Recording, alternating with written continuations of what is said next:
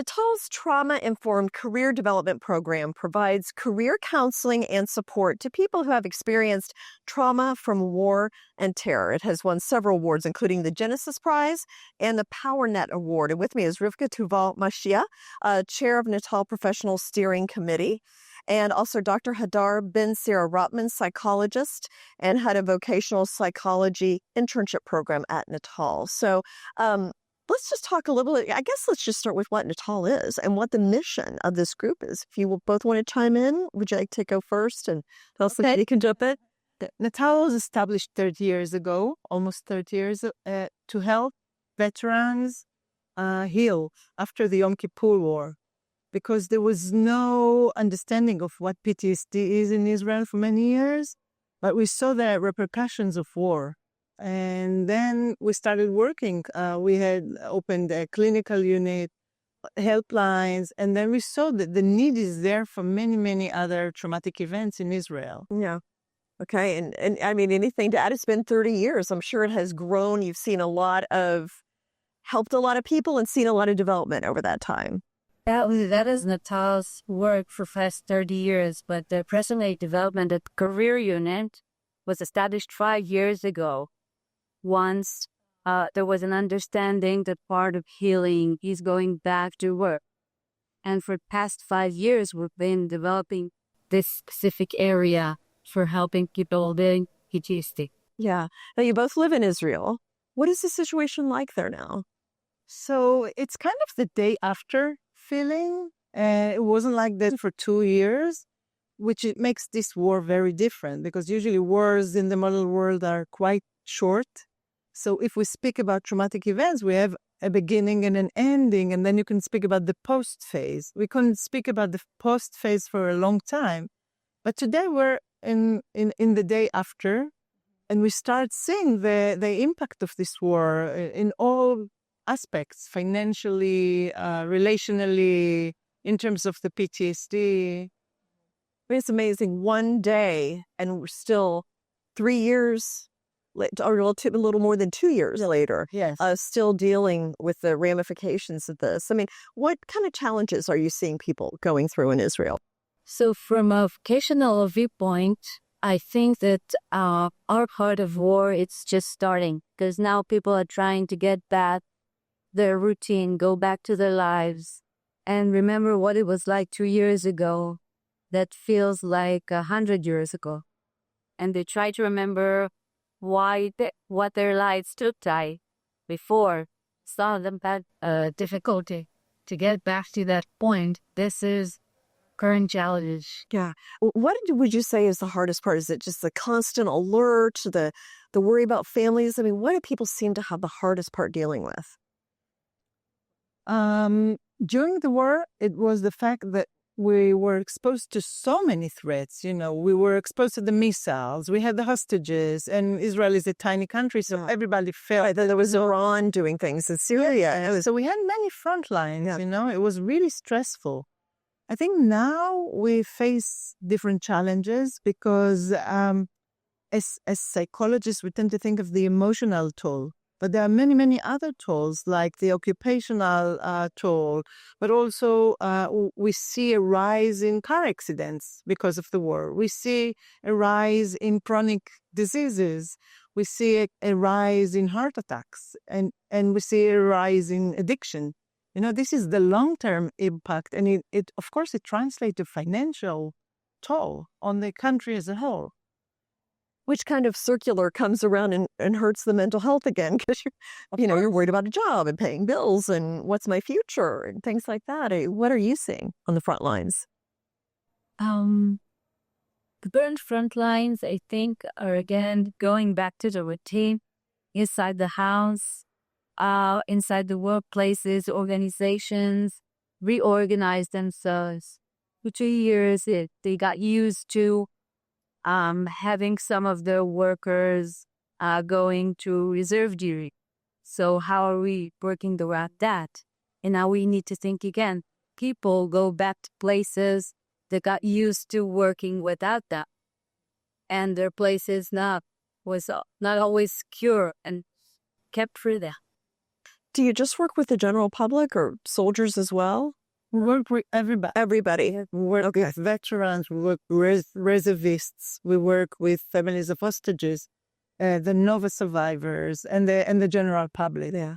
Are there differences among the people? How would you describe that? How different people are, what they went through, and how they're kind of processing everything?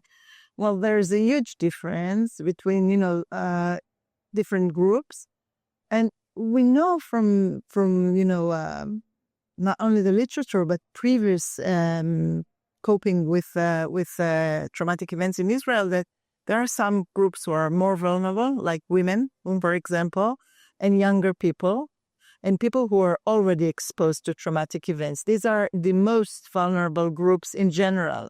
But then, if you take the people of the Gaza envelope who were relocated from their homes for more than a year, so it adds another layer of vulnerability. And of course, the hostage families for 2 years were at the greatest risk. Oh my goodness, I can't even imagine. Yeah. Your children being and not knowing what's happening to and them. getting terrible videos of what happens to them from Hamas. I mean, it's just the worst possible thing for a parent to imagine. Are there innovative ways you're dealing with this, or how are there new therapies, techniques? I mean, describe what it's like for somebody when they come to you. We learned a lot during the masters about how to deal with people, and though there's difference between groups of people survived by trauma, the reservists or the Nova Festival survivors, in our occupational unit, we sort of found a way to find one way that can work for everybody, and that is to work through the symptoms. That means that we map the symptoms of that person and see how they express themselves in the workplace. And in that way, it doesn't really matter what was his specific trauma or the backgrounds. It obviously comes up in the meetings, but we look at the symptoms and what was that. And you have career coaches that are educated about trauma and employment and career coaching, and they integrate that into work with the people. And that is the new model. Yeah. Can I add something? I'm sure. I think what's unique about NATAL is that it offers a holistic approach. So while Hadar and her unit are working on the, occupational aspect, it's a comprehensive treatment. So if you need a clinical guidance, you will get it in our clinical unit. If you need a family therapy or just, dyad counseling to work with your anxious kids, it still can get it with us. And also, if we want to work with communities to help heal communities, Natal has the community outreach unit. So we offer, based on the needs that we identify, we offer a comprehensive, and I'm sure people need different things, or they may go from one to another. So, and you brought up families. I would think that families would be traumatized if someone in their family were, say there were soldiers, they were having problems, the father's absent, whatever. There's like a ripple effect. Yes, of course. Yeah. Of course, when someone is traumatized, his partner immediately suffers. And of course, then the children suffer too. Sometimes we know because many of the soldiers in Israel are very young, so even their parents and grandparents suffer from this PTSD. So it's a ripple effect to all directions. It's not only intergenerational in the way we think about it. It also goes up to the larger family. And we are aware of it, and we address this by developing, family interventions and community interventions. So what's next then? And how long does it take? Do you imagine dealing with some of these people for years? In our unit, we do a short-term, goal-oriented processes that are always accompanied by clinical assistance, psychiatric assistance, and it's not standalone, and it's very goal-oriented. That's what works, because we want the people in a short amount of time to do some progress, not to achieve all their dreams in 12 meetings, but to learn that they can do by themselves several steps and then to gain security about their ability to do the next steps with their clinician. Okay. And finally, how can somebody find out more about NATAL if they're interested? They can go to our website, which is NATAL org in Israel. Okay, do we have a last minute so I can add something? I think one of the biggest things that we learn to do is not work only with individuals, but we go to the organizations and to the work sector and we train them to be trauma informed. So as a professor at my university, what we did, we worked with the faculty and the staff to know how to work with reservists to come back as students, and to identify PTSD and to address it in the university and in the workplace. Okay. So this is a systemic intervention. That seems really important, that there's a lot of people and a lot of support to be able to identify and know what to do. So we work with organizations, high-tech companies, and we train them to be trauma-informed and to know how PTSD comes up in the workplace and to understand their employees better and be more inclusive in that way.